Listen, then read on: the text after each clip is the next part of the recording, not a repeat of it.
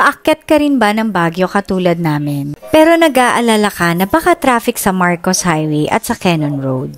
Alam niyo bang meron pang 100 na papuntang Baguio na meron gantong kagandang view? Ito yung Tubao Asin Road na kilala sa mga hot springs dito sa Benguet. Itong lahat ng mga nakikita nyo, along the road lang to lahat. Ganito kaganda ang view dito.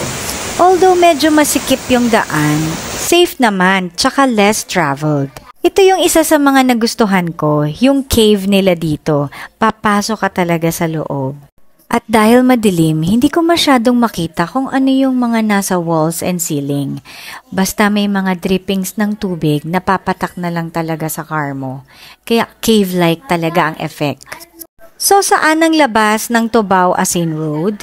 Pag nakita nyo na yung Bencab Museum, you're on the right track. Oo nga pala, twice kayong may madadaanan na cave tunnel dito. So kung morning yung biyahe nyo, maganda ring dumaan dito sa Tubao Asin Road dahil less traveled. Wala talaga masyadong sasakyan.